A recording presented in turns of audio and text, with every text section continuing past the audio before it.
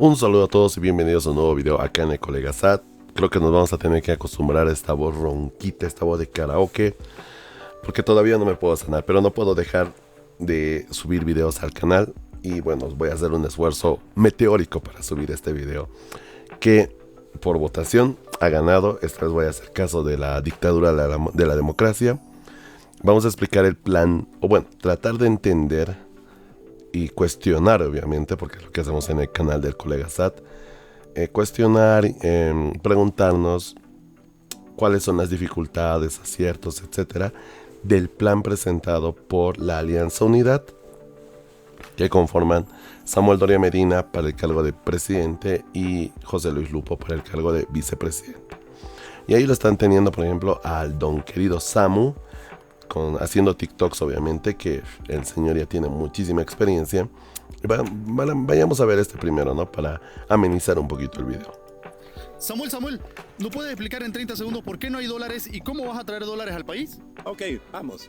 No hay dólares porque el pésimo manejo de la industria del gas en manos del MAS ha causado que vendamos hidrocarburos por 1.672 millones de dólares, mientras que importamos combustibles por 3.349 millones de dólares. Además, durante estos años gastaron como si el dinero nunca se fuera a acabar, y ahora el Banco Central no tiene reservas. Hasta el oro se lo están gastando. Lo resolvemos con un plan para recuperar las reservas de dólares, liberando las exportaciones, unificando el tipo de cambio y recuperando la confianza para que quienes tienen dólares vuelvan a ponerlos en circulación en el país. Con eso superamos la escasez de esta divisa en 100 días. Samuel, ¿y no tenés unos dólares para prestarme? No te pases, por favor. Bueno, hay que admitirlo de que el señor, o bueno, su equipo por lo menos, sabe manejar los tiempos de TikTok, lo que tú quieras, ¿no? Pero bueno, ese es querido Samuel Doria Medina, y en 30 segundos te explica parte de su plan de 100 días, carajo, ¿no?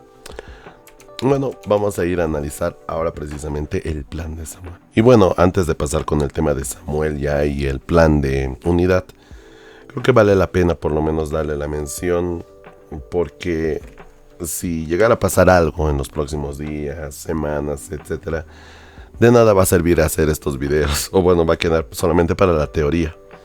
Porque si no hay elecciones, pues bueno, no hay partidos políticos, no hay programas que analizar, no hay la querida democracia que a todos nos gusta y nos encanta y nos mama, etcétera.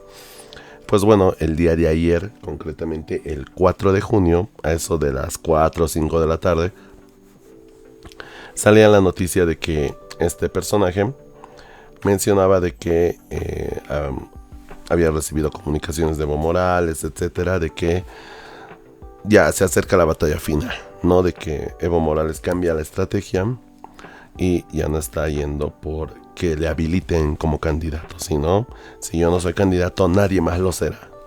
Básicamente eso. Seguramente han visto los videos por ahí también. No los voy a reproducir por obvias razones, además de que quiero adelantarme al plan de Samuel Doria Medina, pero por lo menos creo que vale la pena mencionarlo, por lo menos para que ustedes lo busquen. Yo estaba buscando un poquito antes de hacer el video quién realmente es Rudy Capquique, porque ha surgido los rumores de que era una persona afín al gobierno de Luis Arce y que realmente quiere mancharlo, Evo Morales, de que el audio es usado por IA, etcétera. Ustedes ya van a sacar sus conclusiones. En la caja de comentarios dime si tú crees que es IA o si es real. Pero el señor, como en el titular de Noticias Fides te dice, ya tiene antecedentes. En 2019 pasó algo similar. Y buscando, San Google te ayuda mucho. Pues bueno, este señor ya había estado justamente con los autoconvocados desde 2003, por lo menos es la noticia que encontré, cuando se programa un cabildo el 17 de octubre en la ciudad del Alto. Y bueno, ser una persona que afín a Evo Morales, justamente cuando ya había este tipo de fraccionamiento, entre comillas, entre el alevista y el alarcista, además, ¿no? Pero bueno, aquí está con la misma chaqueta, incluso me parece. Bueno, solamente como el comentario. Una vez visto eso, vayamos a analizar justamente qué es el plan de Samuel Doria Medina. Debo reconocer, como profesional del marketing, también marketing político en especial, que a mi parecer, y esto no es una preferencia personal ni nada por el estilo, pero cuando se tiene que reconocer hay que hacerlo. El señor se ha agarrado de un eslogan fácil de memorizar, que es fácil de replicar en cualquier espacio público. Tienes los colores, la tipografía hecha, mantienes los colores de unidad que siempre ha manejado Samuel, entonces fácil de relacionarlo, los contrastes, etcétera. Entonces, y vaya donde vaya, su equipo de campaña siempre mantiene, ¿no?, los cartelitos, poder identificar también al equipo, los backgrounds para las fotos, para las sesiones de fotos, lo que tú quieras.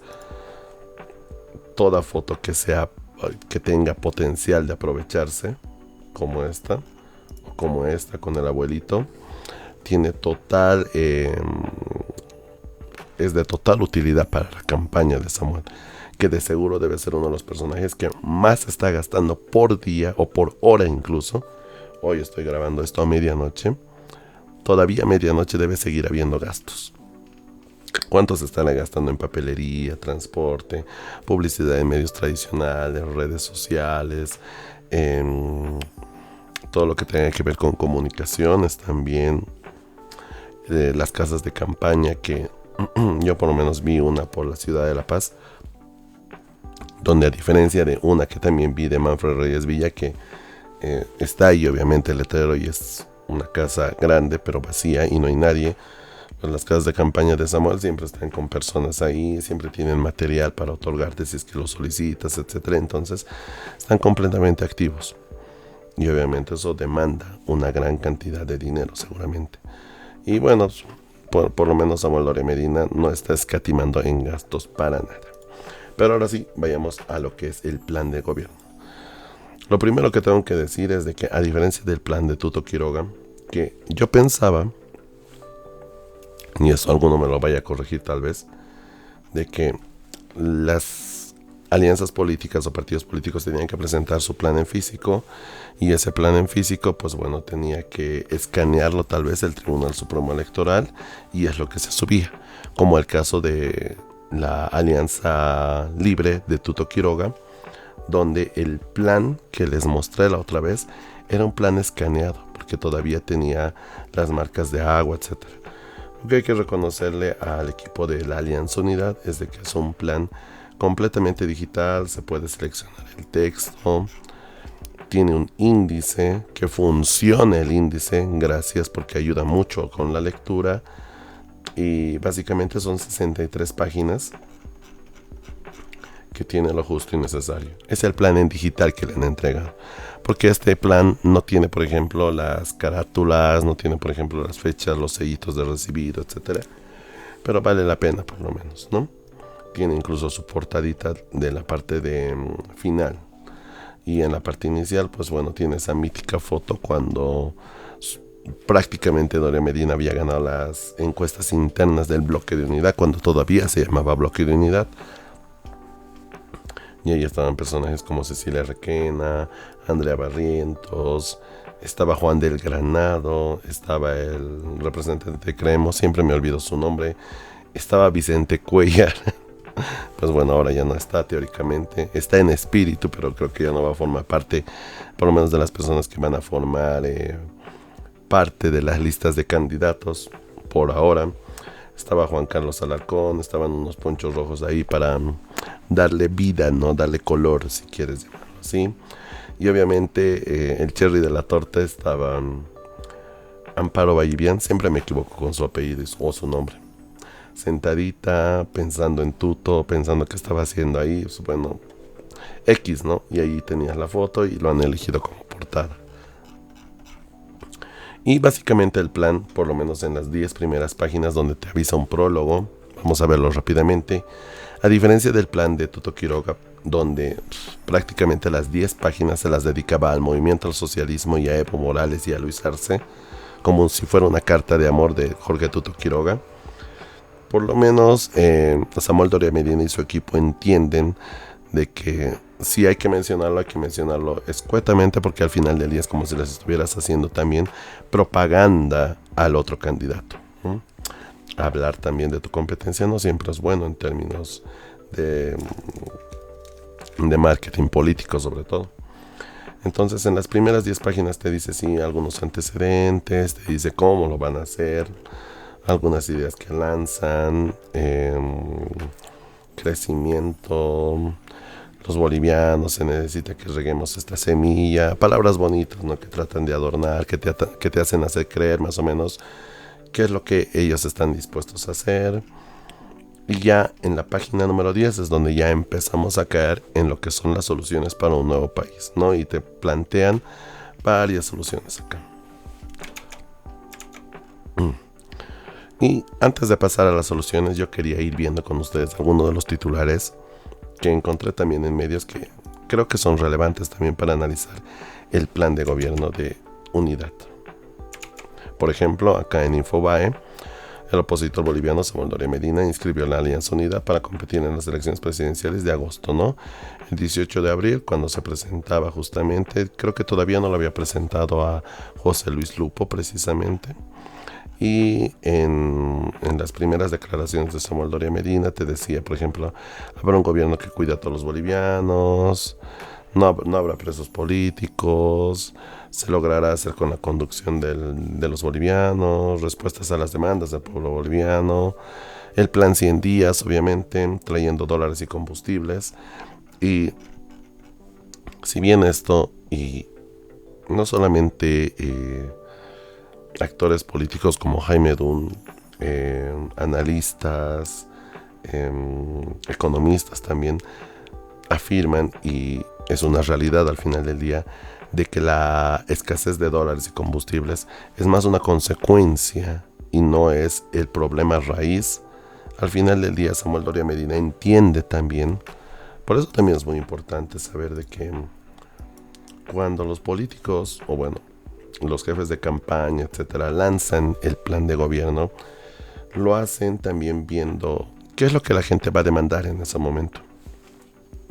Para quienes no hayan visto la entrevista que he tenido también en Radio Fides Cochabamba el día lunes por la tarde, con esta misma voz de karaoke, yo les mencionaba de que muy probablemente el MAS tiene tanta suerte, tanta suerte en movimiento al socialismo, que en caso que llegase un partido político de oposición, llámese Samuel Doria Medina, Tuto Quiroga, el mismo Jaime Dun con Nueva Generación Patriótica, que por lo menos son los que tienen más chances de llegar, porque de Manfred ni hablemos, y los demás son prácticamente ramificaciones del masismo, etcétera.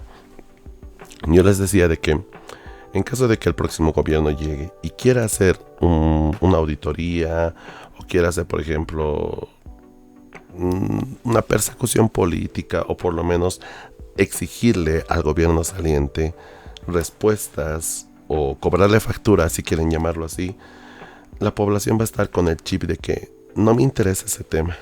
A algunos sí nos interesaría mucho, pero a la gran parte de la población, y también me incluyo en esa parte, porque al final del día, como todos los días, necesito de transporte todos los días, y tengo otro tipo de necesidades mucho más urgentes tal vez, es de que la mayoría de la población debe exigir al próximo gobierno soluciones rápidas, ya.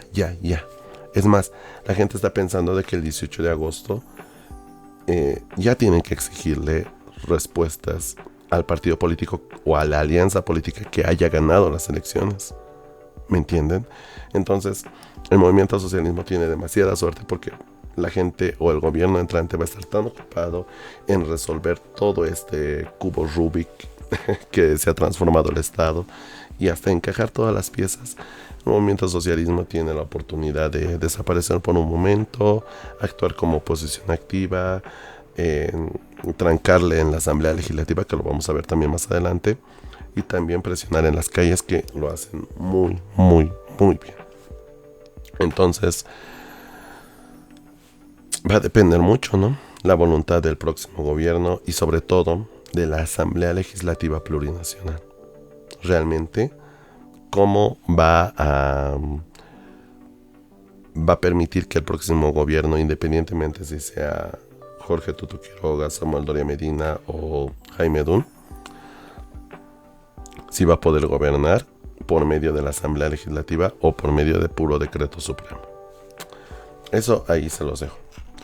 Bueno, vayamos yendo ya concretamente al plan, señoras y señores. La primera solución que te plantea este plan de gobierno de unidad es: tenemos que estabilizar la economía y resolver el problema de la falta de dólares. Aquí, por ejemplo, te hace también una pequeña sinopsis de por qué no hay dólares, qué tan necesarios son, cómo se ha ido viviendo en los últimos meses, cómo se ha depreciado la moneda, etc.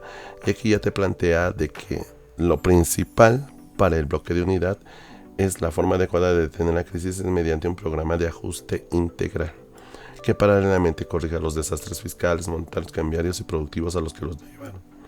Principalmente el gasto público innecesario, es una realidad, por lo cual identificaremos las empresas públicas y entidades descentralizadas, inútiles e inviables, cerrando así el grifo del derroche. Aquí yo tenía mi primer apunte. Cuando hablan, por ejemplo, de empresas públicas y entidades descentralizadas, si bien es fácil decirles, ¿sabes qué? Yo no te voy a financiar y por ende te voy a cerrar básicamente. Hay algunas instituciones públicas, y esto por eso el gobierno del MAS lo ha hecho tan bien, que perdón que se los digan, por más que me digan masista, seguidor de Evo Morales, lo que ustedes quieran, ya me da igual. Hay algunas instituciones que se han creado por ley. Por ejemplo, la AGEMET, que es la primera que se me viene a la mente, que se creó creo que el 2016, 2017, no recuerdo muy bien. Pero cuando una institución de este tipo es creada por ley, tienes que también acudir a la Asamblea Legislativa para que se aplique una nueva ley que elimine básicamente esa empresa o esa entidad descentralizada. Y hay muchas de esas. Entonces, ahí igual vas a tener que depender de cómo va a estar conformada la Asamblea Legislativa. Y por eso Samuel Doria Medina, en varias de sus entrevistas, discursos, etcétera, podcast, lo que haya hecho, requiere de, o por lo menos confía, de que la gente va a votar en línea. No va a ser un voto cruzado. ¿Cómo se llama votar en línea recta? Es decir, en la papeleta electoral que a ti te entregan, en la parte de arriba está obviamente el candidato a presidente y la sigla política, y en la parte de abajo está el diputado por la circunscripción uninominal, o si es que por ejemplo resides en alguna circunscripción indígena, originaria, campesina, te dan otra boletita, pero normalmente los que vayamos a votar en las ciudades, en las zonas residenciales, periurbanas, etcétera, te van a dar obviamente la papeleta y vas a tener que elegir a tu candidato a presidente y a tu candidato a la diputación uninominal. Entonces, seguramente en las ciudades va a haber un voto, por lo menos en línea recta, creo yo. Dudo mucho que haya voto cruzado. Y en caso de que haya voto cruzado, va a ser una dificultad para Samuel Doria Medina porque va a necesitar mucho de la Asamblea Legislativa Plurinacional en algún momento determinado cuando quiera ejecutar este plan. Y eso, por lo menos a lo que yo he escuchado de las declaraciones de Samuel Doria Medina y José Luis Lupo, es una confianza a ciegas. Es una confianza a decir, efectivamente vamos a tener ni siquiera piensan de que no han superado todavía, por ejemplo, el umbral del 20% en las encuestas de Unitel, que pueden tener razón o no, o pueden ser de su favoritismo o no, al menos de mí no lo son, pero al final del día, para garantizar una mayoría, por lo menos una mayoría representativa en la Asamblea Legislativa, tienes que por lo menos puntuar arriba de 40 puntos en los resultados de las elecciones del 17 de agosto. ¿Me entiendes? Y ponte que Samuel Doria Medina llegue a ganar las elecciones con un 25% y en la segunda vuelta, los resultados de la segunda vuelta no importan mucho. Lo que va a importar son los resultados de la primera vuelta. Y si en la primera vuelta no ha asegurado la suficiente cantidad de senadores, de diputados para conformar la Asamblea Legislativa Plurinacional, pues bueno, va a tener que negociar mucho. Y si son sectores que están muy contrarios a él, todavía más. Vayamos adelantando. Debemos restaurar el equilibrio macroeconómico. El ajuste deberá encontrar las soluciones más rápidas y a menor costo posible. Pero este equilibrio no lo lograremos solos y sin dólares. Por lo tanto, debemos reponer años de antagonismo y agresividad con los organismos multilaterales y países que puedan cooperarnos. El crédito. Lo que tanto se le ha criticado a Carlos Mesa, lo que tanto se le ha criticado al gobierno de Yanine Áñez, lo que se le critica al gobierno de Luis Arce, es de que a veces no hay otra solución más que pedir créditos, que pedir préstamos, extender la mano. Tengo yo un poquito más de confianza en que por lo menos Samuel Doria Medina o su equipo en general han pensado en José Luis Lupo como el encargado vicepresidente, que seguramente va a poder ayudar un poquito más que hacer sexy al Estado como lo quería hacer Juan Pablo Velasco por Tuto Quiroga. Entonces, tiene muy buenas ideas José Luis Lupo, y creo yo que se va a mover como pez en el agua cuando tenga que tocar justamente este tema. Organismos multilaterales y países que puedan cooperarnos. Ahora, aquí yo voy a hacer un análisis un poquito más detallado y me van a entender por qué. En el punto número 3 dice: este trabajo iniciará antes de la posesión presidencial. Es decir, 17 de agosto elecciones, 18, ponte que el 19 ya tenemos resultados oficiales, y ponte que Samuel Doria Medina ganó con el 20, con el 30, con el 40, no importa, ganó las elecciones. Ese mismo momento ya tienen que, en palabras de ellos, que está en su plan de gobierno, tienen que ya estar revisando los créditos aprobados y no desembolsados. Quédense con esta palabra: no desembolsados y utilizados, que aproximadamente llegan a los 3.500 millones de dólares. De acuerdo a una entrevista, y ahora también lo vamos a ver, Samuel Doria Medina calcula que por lo menos se necesitan 5.000 millones de dólares, como que para que la situación sea más o menos navegable, manejable. Será una tarea difícil, pero se logró antes y eso lo haremos ahora. Cambiaremos el rumbo de esos préstamos para el fondo de estabilización que comience a devolver los dólares de empresas a ciudadanos. De aquí me voy a apoyar de un video de TikTok que yo vi. Un video de TikTok lo explica. Es un video del creador de contenido Clincio. No sé si estoy pronunciando muy bien su nombre, yo por lo menos lo sigo. Me parece muy bien, y este video sobre todo lo explica muy resumidamente cuáles son los cuestionamientos que se le tienen que hacer a este programa, a este plan en todo caso, y ahora lo vamos a ver.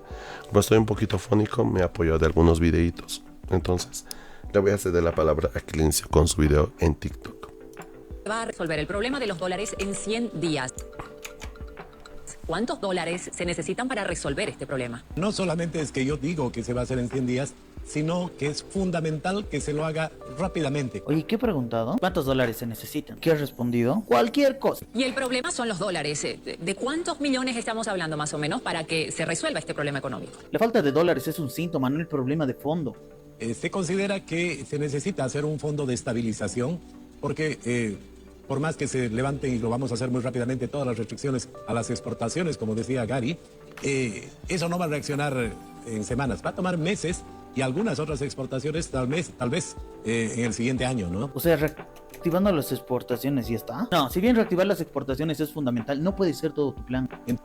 Sí, efectivamente, más adelante también habla de las exportaciones, y yo también tengo un punto que comentar al respecto, pero sigamos con lo que quería mostrar. Entonces se necesita un fondo de estabilización de alrededor de 5.000 millones de dólares. ¿De dónde saldría ese dinero? Sí, ¿de dónde? Gran parte de ese dinero ya se ha prestado al país. Si usted revisa, Bolivia en este momento tiene 3.504 millones de dólares que se ha prestado y que no los ha utilizado. Nosotros hemos encontrado de que cuando hay un país que tiene una emergencia, puede solicitar a los organismos internacionales cambiar el uso de los recursos. ¿Así de simple? ¿Alguna vez fue simple un trámite con un banco? Y eso es el... Ya, aquí por ejemplo, yo creo que va a jugar un papel muy importante. ¿Cómo va a plantear ese? No es un refinanzamiento, sino es una... Tampoco sería una reprogramación, sería sino una modificación del destino que tienen esos créditos, que el gobierno ya los tiene tal vez, no sé si aprobados o solicitados, etcétera, y que, por ejemplo, me estoy poniendo un ejemplo a la mente, se había solicitado un crédito para ampliar una línea más del teleférico en la ciudad de La Paz, no sé, línea Carmesí, no sé, creo que hay incluso, me estoy inventando en este momento. Eso es un proyecto de inversión, obviamente, pero si vas a necesitar ese dinero para reactivar la economía y hacer fluir dólares, etcétera, normalmente se transforma en un proyecto de gasto, ya no de inversión. Entonces va a tener mucho que ver la habilidad que va a tener José Luis Lupo para negociar con los organismos internacionales o con el organismo internacional, ya sea la CAF, Banco Mundial, FMI, etcétera, que te haya otorgado ese crédito y cómo lo vas a replantear en tu nueva propuesta. Se va a tener que agregar alguna adenda, van a tener que cambiarse tal vez las condiciones, se moverá el tipo de interés, etcétera, pero bueno, se va a tener que cambiar. Al punto que voy, y es acá el cherry de la torta, es de que Samuel Doria Medina, de los 5,000 millones de dólares que necesita para su plan 100 días, carajo, 3.500 millones de dólares ya están supuestamente aprobados, pero que no se han desembolsado y no se han utilizado en este momento. Bueno, de acá, de junio al 8 de noviembre, si es que no pasa nada, obviamente, el 8 de noviembre se hace el acto de posesión. El 9, el 10 se entregan las credenciales, etcétera, y bueno, ya puedes empezar a trabajar un poco. Tal vez van a querer chayar, sacarse fotitos, hacer TikToks en la asamblea, en la casa grande del pueblo, lo que tú quieras. Pero de acá a noviembre son junio, digamos que junio ya muerto. Julio, agosto, septiembre, octubre, noviembre. Son 5 meses. 5 meses. Y aquí muy importante lo que les voy a decir. 5 meses donde es muy probable, y no quiero ser un viajero en el tiempo, se los juro. No quiero que descubran que soy un viajero en el tiempo. Pero ¿qué tal si Samuel Doria Medina gana las elecciones? Perfecto. El más derrotado, todos saliendo a festejar. Y a partir del 18 de agosto, el gobierno de Luis Arce se convierte en el gobierno más eficiente en lo que resta de los meses para entregar el mando. Y desembolsa y utiliza los 3.500 millones de dólares para que vuelva a flotar la economía, de que vuelva a haber dólares, de que vuelva a haber combustibles, de que ese problema mágicamente se solucione y que empiece a gastar y que haga posible replantear justamente y desembolsar esos créditos que estaban empantanados en la Asamblea Legislativa Plurinacional. Y les doy un ejemplo. El 20 de marzo, el gobierno solicita primer desembolso del crédito de la CAF para enfrentar eventos climáticos, ¿no? Que era un crédito que se le había otorgado, pero que al final del día creo que lo han utilizado también para cubrir la demanda de combustible que se tenía en marzo. Porque ese dinero se va en one, se va demasiado rápido cuando tienes tanta desesperación por cubrir la demanda de combustibles, por ejemplo. Y a lo que quiero llegar, llega el 8 de noviembre y de los 3.500 millones de dólares con los que ya contaba Samuel Doria Medina y José Luis Lupo y el bloque y la Alianza Unidad, te quedan 500 millones de dólares. Y una vez que asuma el gobierno de Samuel Doria Medina, vuelve a haber el problema de escasez de dólares, escasez de combustible, incremento de los precios de los productos básicos, de consumo básico. En el Nescafé ahora ya sube a 200 bolivianos, qué sé yo. Por eso mi abuelita decía muy bien, no hay que reírse antes de que venga el payaso. A mí me causa mucha, no sé si desconfianza o mucho cuestionamiento de que Samuel Doria Medina esté queriendo utilizar un dinero que posiblemente no sea cuando llegue al gobierno. Mi primer cuestionamiento. Ustedes me van a comentar si es válido o no. Sigamos. ¿Eso se logra en 100 días? Sí, lo que se necesita es tener una evaluación macroeconómica que el país muestre que está yendo a resolver los problemas. ¿Y cómo mostramos eso? Mostrando un plan funcional de inversión y no de gasto. ¿Cómo va a ser para tener acceso a ese dinero? Primero hay que lograr que los organismos internacionales vean que hay un plan boliviano para salir de la crisis. Oye, pero ¿cuál es el plan? Nunca dice. Y después de 5 años que no ha habido ningún plan serio para resolver los problemas, se tiene un plan, se puede conseguir el financiamiento. Yo estoy seguro que todo el Congreso va a apoyar. O sea, que vamos a depender del sentido común de los políticos. Básicamente sí. Ya valimos. ¿Dónde Sí. iría ese dinero inicialmente? A un fondo de estabilización ¿Y después? que permita que haya dólares para importar medicinas, para importar combustibles, en fin, para todas las necesidades que tiene el país. Ese es un plan de gastos, no de inversión. ¿Y se supone que este es el genio empresarial? Usted dice que va a resolver el problema. Congreso Me voy a va quedar con apoyar. esta ¿Qué parte. dice? Y después de 5 años que no ha habido ningún plan serio para resolver los problemas, se tiene un plan, se puede conseguir el financiamiento. Yo estoy seguro que todo el... Es que nuevamente, señoras y señores, por eso confío un poquito más en Lupo. Creo que es un poquito más serio en ello. Al final del día, Samuel Doria Medina es más político, perdón, sí, es más Paco también. Ya son varios años que ya ha ido entrenando la labia, ¿no? Pero cuando un político te dice, estoy seguro, yo creo, yo confío, tengo la fe, tengo la esperanza, es que no hay algo real sobre lo cual se está parando. Se está parando sobre una nube. Y puedes ser Goku y pararte sobre la nube y volar.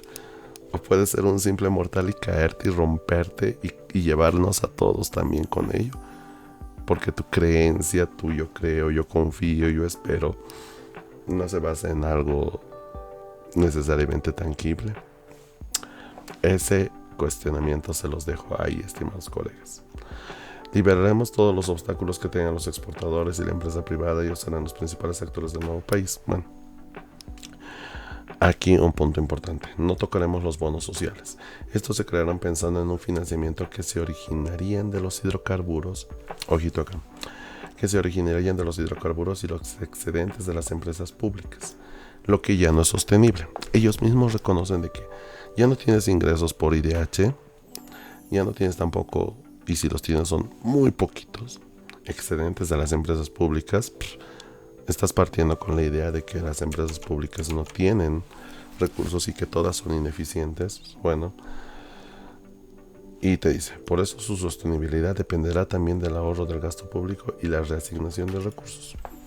Miren, siempre es bueno hacer una doble lectura de las cosas. No tocaremos los bonos sociales. Uno lee esto y y digamos, si tú eres fan de los bonos sociales, Juancito Pinto, Juana Sartori de Padilla, Renta Dignidad, lo que tú quieras, te confías. Bueno, no lo va a tocar. Es una medida popular. No es una medida antipopular de decir, no, voy a cortar los bonos sociales y se acabó el Juancito Pinto. Y los papás de los niños ya no tienen para farrearse, ¿no? Chiste. No se lo tomen en serio. Pero bueno, es una medida, digamos, no tocaremos los bonos sociales, una medida popular. Pero aquí te dicen, por eso su sostenibilidad dependerá, no es algo seguro, también del ahorro del gasto público y la reasignación de recursos. Es decir, de que si no hay suficiente gasto público y la reasignación de recursos, posiblemente los bonos sociales se vayan. Y bueno, va a tener que ser así en algún momento. Va a tener que ser así para que también la economía, que es, bueno, la ruedita económica, figurativamente hablando, que ya se está desgastando, la goma ya se está desgastando, bueno, vaya girando nuevamente poco a poco y vuelva a tomar impulso. Y bueno, los bonos sociales solamente incrementan el consumo interno y el gasto público al final del día, dentro del PIB. Identificaremos y apoyaremos desde el gobierno a los sectores clave con potencial de proveedores de forma rápida. Lo que decían del sector de las exportaciones, la agroindustria, el sector cárnico, el sector forestal y el turismo. Perfecto. Agroindustria efectivamente es uno de los sectores que más potencial tiene para atraerte dólares. Sector cárnico, lo propio, con exportaciones a China en especial. Aunque no te van a pagar en yuanes, pues bueno, te van a pagar igual en dólares, pero es un ingreso de divisas también, que es lo que necesitamos.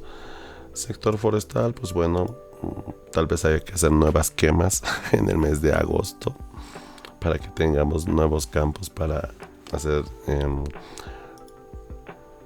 para aprovechar justamente, ¿no? Todo ello. El turismo, yo por lo menos tengo algunas dudas, conversando con algunos docentes, algunos colegas igual. Muchos le quieren apostar al turismo, pero hay que reconocer también que nuestro país no tiene las mejores condiciones para ofrecer un turismo de calidad. No tienes condiciones para ofrecerles a los turistas, por ejemplo, seguridad de que cuando estén haciendo un recorrido por el eje troncal La Paz, Cochabamba, Santa Cruz, no los vaya a entorpecer un bloqueo, vaya a hacer que su experiencia sea horrible. No tienes tampoco una infraestructura tal vez suficiente, y si la tuvieras o si quieres hacerla, llega a tomar igual un poquito más de tiempo, no es algo tan inmediato. Entonces, cuando la gente habla de turismo, sí, es un potencial, pero un potencial más a mediano o largo plazo. Aquí yo tengo mi primera pregunta. ¿Por qué no se está mencionando a los sectores clave como el sector de la minería? ¿Por qué no se regula de una vez el tema de la exportación de oro, que muchas veces se hace de manera ilegal? Y el Estado ni pío no recibe casi ni la 10ª parte. Y se dan concesiones a cooperativas, a empresas mineras, y no hay una retribución al respecto. Aquí debería estar en primer lugar, antes de la agroindustria, el sector minero aurífero en especial. Pero no lo está. No quieres chocar, Samuel Doria Medina, con los mineros, con los cooperativistas. Alguien tiene que hacerlo. No he leído muy bien el plan de Jaime Dunn, pero me encantaría que él, con Nueva Generación Patriótica, sí lo tenga en mente por lo menos. Sigamos. 7. Contamos con el 25% de los recursos de litio del mundo, pero el MAS convirtió esta ventaja histórica en una estafa a Bolivia. Nosotros vamos a darle al país el rol que merece el mundo. Debemos desarrollar el litio de manera estratégica e inteligente y atraer las inversiones necesarias para empezar a producir litio y también sus derivados de valor agregado. He hecho una búsqueda antes de hacer este video en todo el plan, que son 66 páginas, pero las que realmente resumen son las primeras hojas que estamos viendo actualmente. En ningún momento te dice cómo va a desarrollar el litio de manera estratégica e inteligente. Solamente te dice que lo va a hacer, pero no te dice el cómo. Y es el principal problema con las propuestas, los planes de gobierno. Te dicen qué van a hacer, o alguna idea por lo menos te sueltan, pero no te dicen el cómo, el cuándo, el por qué. Las típicas preguntas que son necesarias también para entender. No sé si quieren atajarse de la idea, y que si es que otro partido llega al gobierno y se roba su idea, regístrenla en Senapi, atribúyanse de ella, no importa. Al final del día, si realmente quieren salvar Bolivia y es un compromiso con la nación y no un interés personal, compartan esa información y ya está. No es tanta ciencia, ¿no? También debemos recuperar nuestro rol protagónico como exportadores de gas. Eso va a tomar mucho tiempo. Tal vez el gobierno del 2030 recién encuentre pozos de gas que pueda explotar, haciendo la tarea que no se hizo estos años y posibilitando las inversiones necesarias en exploración. Ojalá, para dejar de depender de las importaciones de combustibles. Mediano a largo plazo, obviamente. Eso con la propuesta número 1 respecto a tenemos que estabilizar la economía. Bueno, ahí ya se los he explicado. Y mi principal problema es esto. Si el gobierno de Luis Arce, yo sé que suena mágico, pero puede llegar a pasar de que por dejar mal parado al siguiente gobierno, se gaste todo este dinero y deje con los bolsillos vacíos al siguiente gobierno que vaya a entrar. Más vacíos de los que ya están, obviamente, y con más deuda. Cuidado ahí, porque esto obviamente va a hacer que las familias, las personas se sientan un poquito más aliviadas. Puede que algunos precios se estabilicen o ya no suban cada semana o cada día, como el precio del pollo, por ejemplo. Pero eso puede volver a subir de golpe cuando Samuel Doria Medina llegue, y donde su plan de aquí a 3.500 millones de dólares que tenía presupuestado, ya solamente quedan 500 millones de dólares. Y de ahí tiene que quedarse en la Asamblea Legislativa y que no la aprueben y que haya un empantanamiento. No me quiero imaginar. La solución 2 de las autonomías económicas, yo por lo menos pensaba de que Samuel Doria Medina y su equipo iban a ser un poquito más atrevidos y plantear en algún lugar de este plan la idea de federalismo. Porque ya se los he repetido muchas veces. Este país necesita ser un estado federal, lo exige, lo demanda. Así como yo demando dejar de sufrir por mi garganta, Bolivia exige tener un estado federal, donde cada región, cada departamento tenga la propia administración de sus recursos, sin la dependencia del Estado. La solución 2 de las autonomías económicas, más o menos, les suelto un poco. Yo voy a destacar este punto, porque al final del día, señoras y señores, el gobierno que entre, independientemente si fuera Jaime Dun, Jorge Tuto Quiroga, Samuel Doria Medina, cualquiera de esos tres, 2025-2030 va a ser una gestión de transición.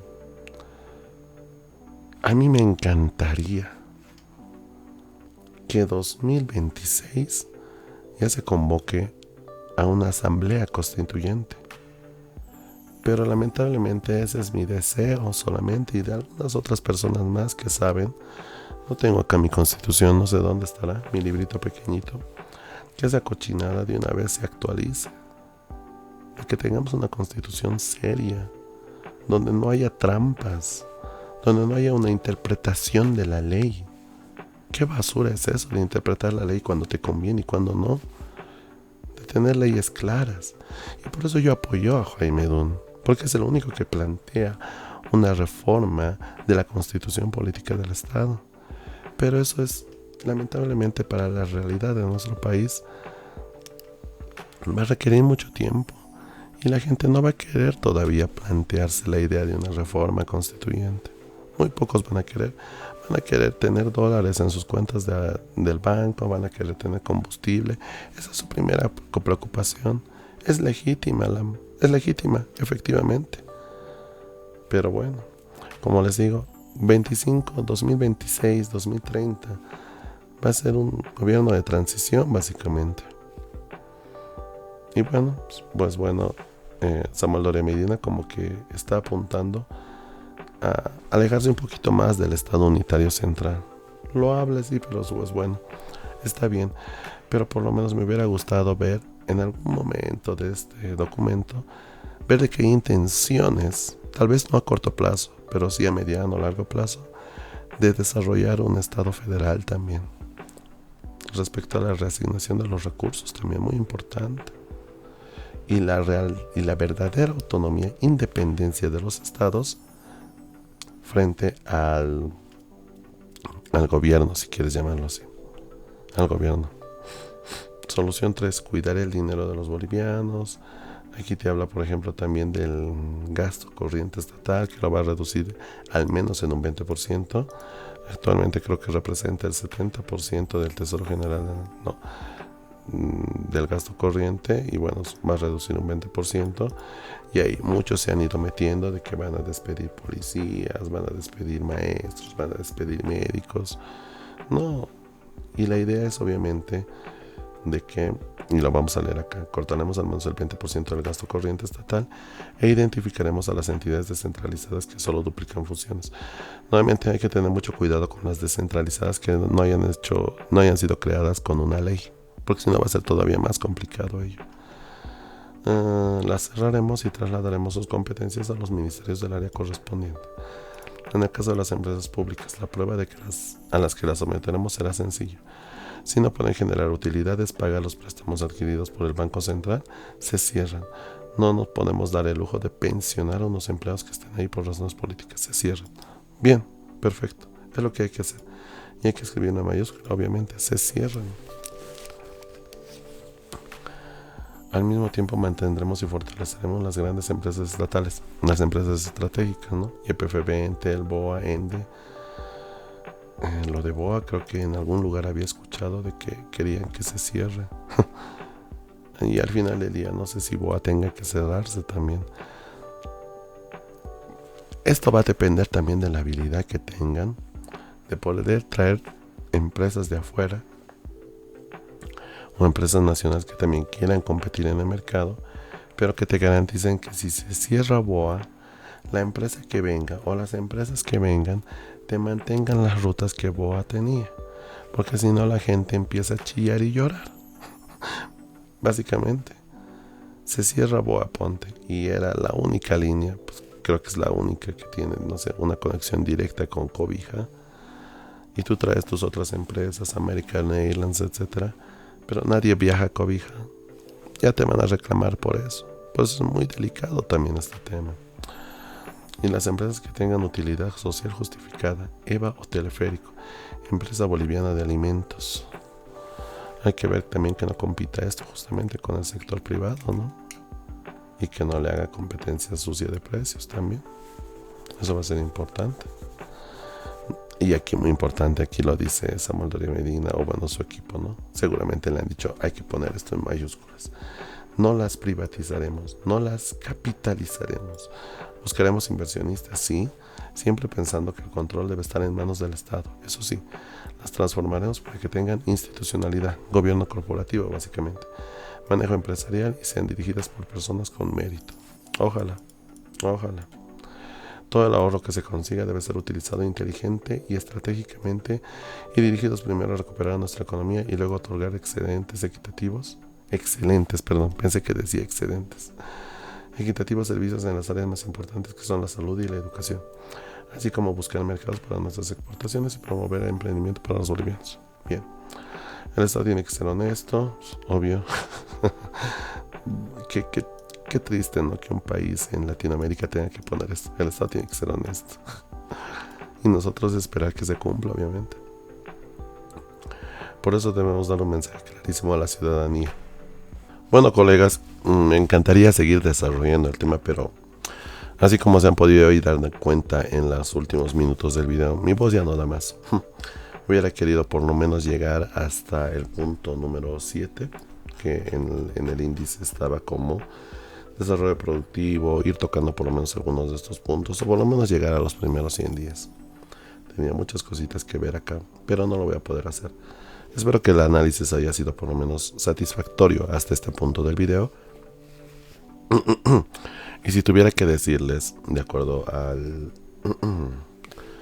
la miniatura del video, más o menos dónde se está ubicando el plan de Doria Medina, está más o menos en este cuadrante. Para que no lo sepan, este es el mapita de espectros políticos, de ideologías políticas que me gusta manejar, que se los recomiendo que lo manejen. Hay autores que van a diferenciar, por ejemplo, acá. Hay algunos que ponen, por ejemplo, estatismo, anarquismo, etcétera. Pero más o menos yo identifico, a ojo de buen cubero, al plan en conjunto de Samuel Doria Medina, más o menos del centro derecha, un poquito abajo. Derecha libertaria, un poquito. Evidentemente yo por lo menos no lo considero tan zurdo como pensé en su momento. Tiene todavía algunos elementos, pero está lejos de ser una propuesta completamente disruptiva.